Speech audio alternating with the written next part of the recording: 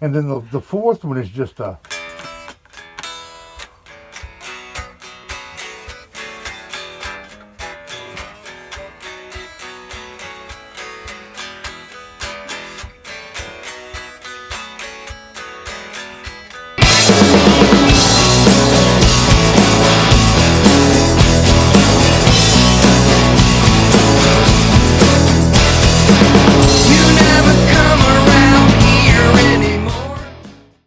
All right, what are we doing here? Well, let's talk about how all this bullshit started. Okay, we're back to being interviewed. Back to being, back somebody in the band.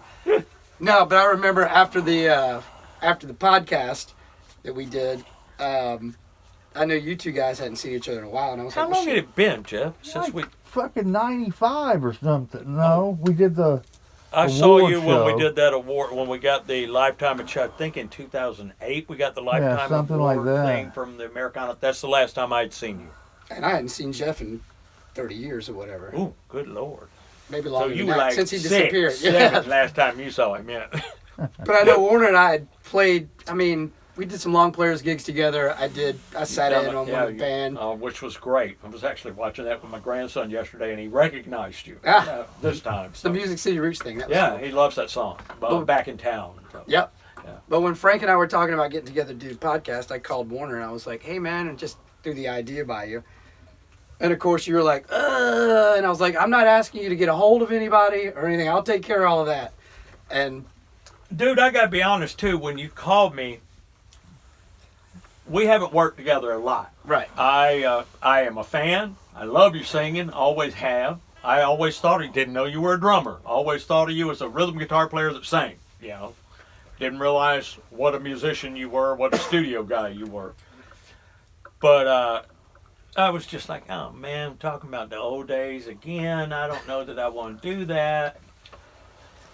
And then you dropped, well, what about you and Jeff Johnson? And my response was, now that makes sense. You should try to run. If you know how to find him, I said, absolutely, I'd love to do I that. do remember that because I was like, I'm not going to ask you to ask Jason. I'll figure that out. And I was like, but what about Jeff? Because we had swapped some messages on Facebook and shit, and I'd seen his new band play. And he's like, you know how to get a hold of Jeff? I'm like, I don't know where the fuck he is, but I think I can get a hold of him and float the line and see if he's into it. So I did. Of course, Jason wasn't. I don't think he was quite into it until he saw what we did, and then he had some. I get that's it too. okay. That's okay. It was probably better to do it the way we did it. You had also wanted to go back to the old punk rock days of Nashville, and I mean. Well, that was before he got to town, actually. Yeah, So, exactly. I mean, Ground in my zero. head, that was a few years pre-Scorchers, Right. You know, and Jeff was a big part of that. Joe Blanton was a big part of that. You know. Well, so were you. I mean, it was. I got to be a part of it. Well, that's what we were talking about, and talking to Jason. I think it was twofold. One, he didn't know you from Adam, and I wouldn't trust some dude going, "Hey, let's get together and talk about the Scorchers." Yeah. And he also did mention that you guys were there. He was a latecomer. If I want to talk about old shit, to start with you guys. But anyway, so once we got that shit hooked up, had a great time. And apparently, you guys hadn't laid eyes on each other. No, I mean, wonderful. That was the magic of seeing him. It's like I asked him. It's like, what the fuck are we gonna talk about, man? And it just went back into the chemical thing of this is just. I said, let's see what happens. And quite honestly, JB, we could still be sitting at the exit and talking that afternoon. I mean, it was wonderful. It was magical. Jeff and I have been friends for a long time. We think musically a lot alike. There's some stuff we don't think at all alike. Right. But the chemistry always worked, you know. Kind of the same thing that happened with Dan Barrett. I mean, we've never sat down and go, okay, you got to play this, you have to play that, or it won't. You know, the chemistry thing works. Yeah. What's been really wonderful is watching you fall into, because that was actually, for us, that's what we were worried about. Well, I'm sure because to get started, it was after it was done. I was like, "Fuck, man, those guys haven't seen each other in forever. I got a small studio, some gear. I'll just, we swapped some pleasantries afterwards. I'm like, hey, man, if you guys want to get together and jam sometime, I know a guy with a studio. Yeah.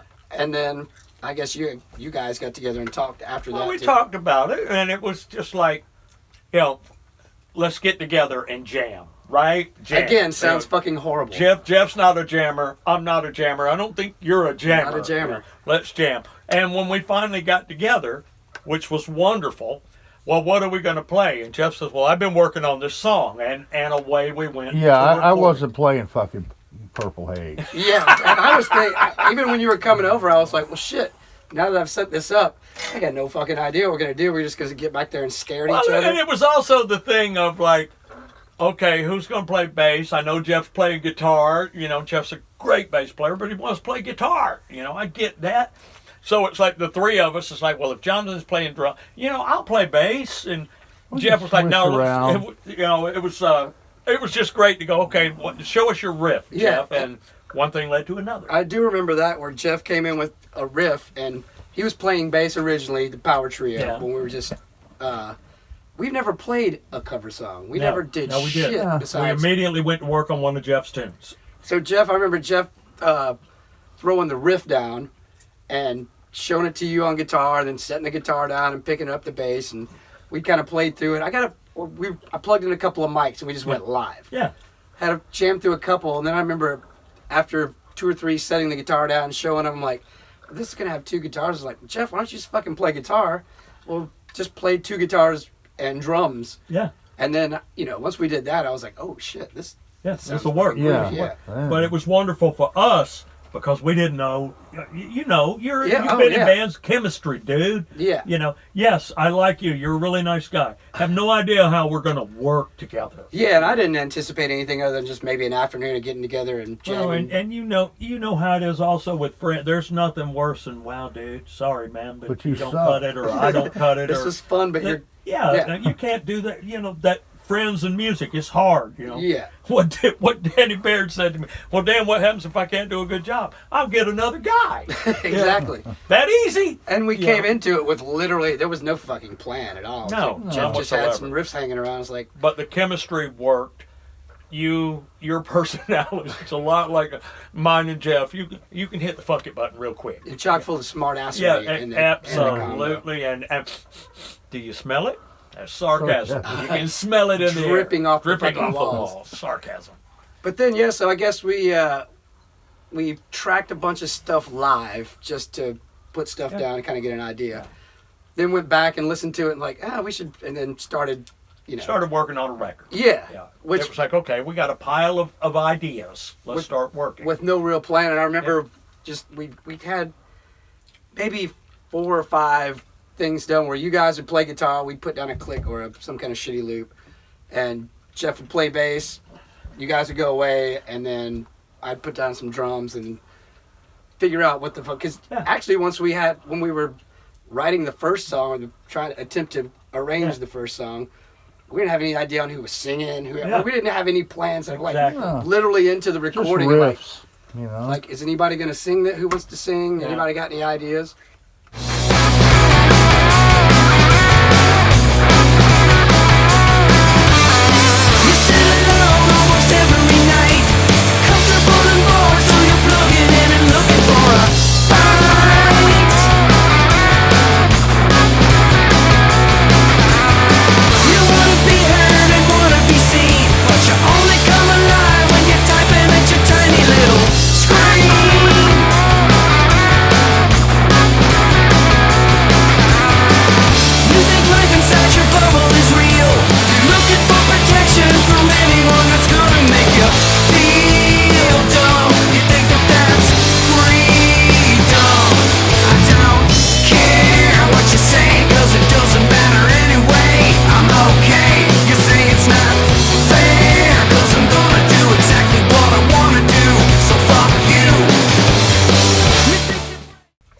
So I took it upon myself to grab the first one, and it was a little weird for me too, because I'm like, well, shit. Took it upon myself to grab the rest of them too. I take a lot upon myself. I can remember early on when we were doing the first thing, and I had some kind of idea, and I'm turning around telling you what to play, and then at some point I turned around, I was like, I do realize that I'm telling Warner Hodges how to play guitar here, so I apologize.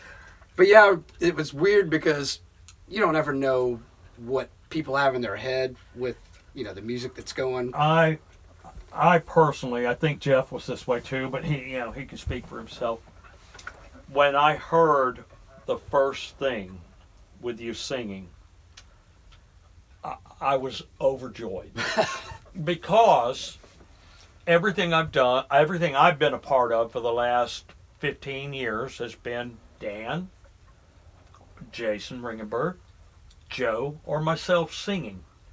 And it's all been great. We've done a lot of great records. I love doing it. But it was surprisingly brand new, wonderful voice that I ain't heard on anything I've played on. Yeah, and with those songs, I didn't have any preconceived. I would rather it be somebody bring in a fresh idea rather than, like I told you in the beginning, it's like just go for it before I play you anything that I have in mind vocally or melody wise, because that way everybody gets rooted into it in their own feel, I think. Right.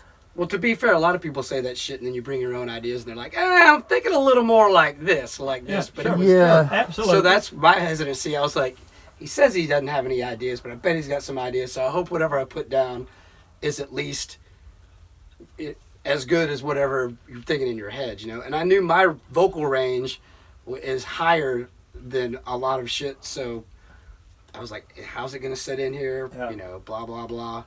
But when I did the first one, I was like, it kind of sounds like Cheap Tricky stuff. I was like, I like it. I don't know if they're going to like it. But and that for sure is where Jeff and I originally hung our hat. I mean, we were both Cheap Trick fans, A lot of the shit that I wrote was like, I started writing it in basic chords like E and shit, which is usually a weird key for people to sing in because you got to be as high as Robin Zander or Robert Plant or something, or it kind of sounds dull. And I was worried about having to capo it or whatever to change the pitch and get it in the right key. But yeah, when I heard that shit, I'm like, Warner, it's like, there it is, right there. And then you just kept them coming. So it's nice surprise. Pleasantly, I knew you were talented.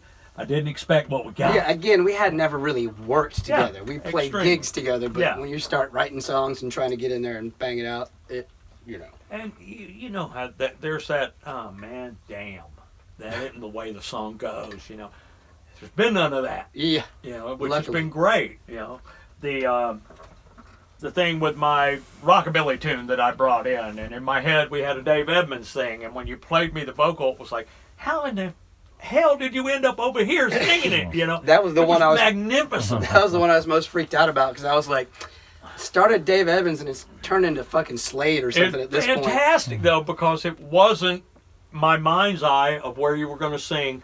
You weren't there at all, and it was great. The first time I heard it, it was like, wow, that is spectacular because it came at it from a completely different angle than I ever would have applied. Never would have went there.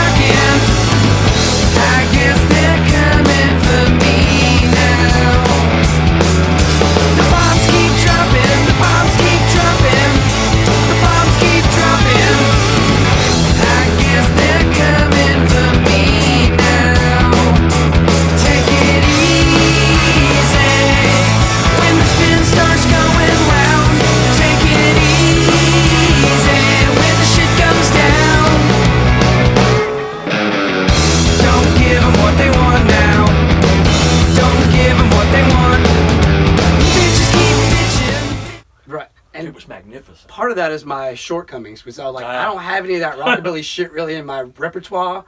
So I'm pretty dumb, but I know what I'm good at and what I'm not good at. It was very cool. Well, that's the blessing of the chemistry thing of adding you as a vocalist, because it's not the same old shit. It's a hybrid of different music input with the same attitude, basically. Absolutely. But it keeps us from just doing the same old shit over and over, because when I hear melodies that you have or something, my mind goes to some open place that I wouldn't have thought of, and it's just compiling. The stuff we did today I love just because it's expanding and the harmony, guitar parts and stuff, it just Well, also, I mean, for me, I don't know how you guys work, how I've worked the last 15 years, 20 years. Start out with acoustic guitars and lyric. You know, this thing is completely back. We've got whole finished songs that we still don't have the lyric to. Still don't, you know. Which is And- a hint to me. Well, no, I didn't. Finish the goddamn lyrics, boy. I didn't mean it Yeah, that way I to hear throw ya. pressure on you. It's just we're working at it completely. I mean, the song we just completed today was a really cool riff and nothing. Right. Last week, you ended up with a let's try this, let's try that. We now have an arrangement. Cool riff and arrangement. We left with 2 rhythm guitars, a bass, and a drum machine. Today we've got Big drums. big ass drums, solos out the Lots wazoo. of solos. You know, Which is but we still don't have lyrics. yeah. Well, I mean, That's okay. Yeah. That's all. We'll be all right. Yeah. We'll be all right. But that's another thing about I think the sensibility or the you guys have been in tons of studios and worked in all kinds of fucking different yeah. setups, but hours of digging through amps or trying out this guitar or this mic on this amp or yeah. this that. Nah. We haven't done any of that shit. We have not. It's been very in my head, lo-fi in a good way. Yeah, It's like boom, there's the mic, here's the amp, go. yeah. And to be Hey, fair, it'd be nice if you showed up with some talent. But I mean, when we first started, it was just mic, a couple of things that were there and But we're ready, sitting there, yeah. and just to get some kind of scratch fucking idea, and it ended up being the real tracks. the I whole mean, record is scratch guitars. Yeah, one take, and two scratch take, vocals. yeah. That like, oh, this part's a little messed up, but. All the songs we've done, I intended to go back. Like, I'll go back and re-sing this stuff, and then I'll go back and listen and go, shit, I fixed Dude, that. What's the there's point a- of fixing, There is a wonderful immediacy. What's what Dan Bear calls it, the moment of discovery. Yeah. You know, you're looking for that moment of discovery. You don't want to go over the other side, and I'm guilty as hell of going over the Oh, other yeah. side. And it's so really cool. Yeah, there's places where we haven't quite even discovered it yet, and we went, all right, let's hang there. Right. And it's great. It's 3-chord rock and roll, man. It isn't rocket science. Yeah, it doesn't need to be thought about too deeply Not or too much. go You're gonna past the overthink mark. it. Yeah, and that's another thing. I mean, there's a place for trying out all kinds of different amps and shit if you're trying to make an eclectic record, but we're trying to fucking rock. So, Trying Yeah, to do a so rock guitar rock and roll record. Band. Yeah, I mean- pretty much. stick a mic in front of a loud amp and you two assholes aren't going to play quietly. Get a loud ass Strat and go for it. Go for it. But I mean, like you were saying outside, Jonathan, it's a spectrum of stuff that's not. I mean, even with the same tones, like not trying to do Right. this diverse fucking, chorus guitar on this so it doesn't replicate.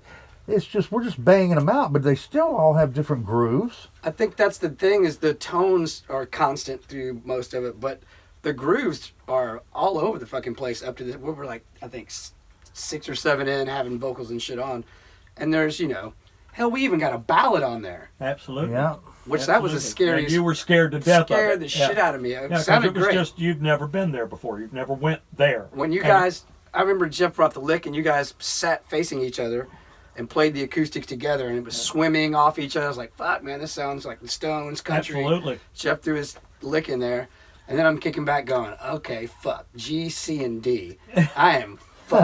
I don't know Dude, how I'm going to get past Dude, this you without live in cheesing Guitar out. Town. It ain't that hard. Well, that's the problem. I live in a guitar town. And most GCDs, I'm running for the fucking exits. yeah, you know? sure. Exactly. Yeah, a little So- too Americana for Jimmy. Yeah, the track wasn't overly Americana, so I'm like, well, fuck.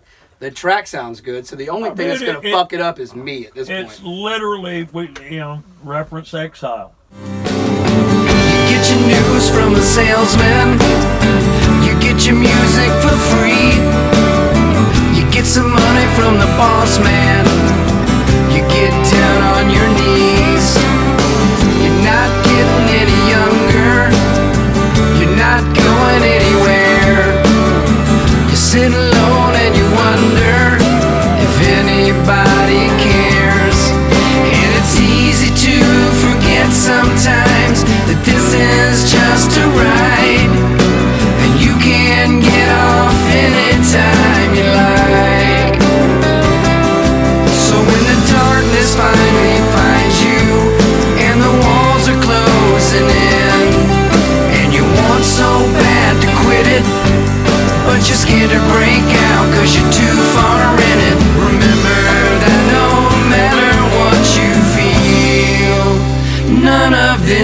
is real. That's what Yeah. we did with Reference Exile. And you brought a flavor there to that one that we didn't expect. You didn't expect. You No. surprised your own self. Yeah, because at start I was like, this is probably too low for me to sing. Should I maybe we can get him to play it in a different key? And I was like, nah, you're just fucking being lazy and scared.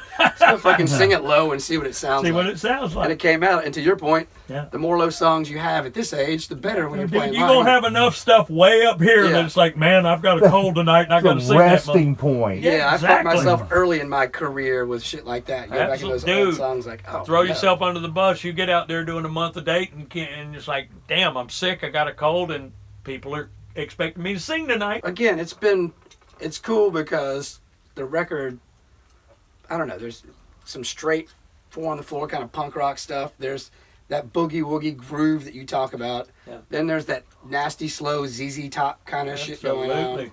And I don't know, I'm excited about it. We all should be excited. Dude, this started out, to me, I'm going to go have some fun with my old buddy. That was really that was my expectation. Yeah. Go make some racket with my old buddy.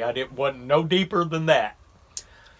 Obviously, during this COVID time, this has become something I look forward to because it's the only music I'm getting to do right now. You know? Well, not only that, I mean, I actually listen to this shit. It's like, I usually don't listen to my records that I'm on, you know. This and the Party of Shine stuff, it's like I'm trying to make records that I like. Yes. That I don't go, it was a bad time. It's some kind of fucking jaded shit on it, you know. Sure. And yeah, this just I listen to this. I go through. I've got without having to go to email. I've got 2 or 3 videos that we pop up there, and I just listen to them when they come up on my feed. I'll go ahead and listen to what we're doing, you know. I'm real pleased about it. We've been having fun.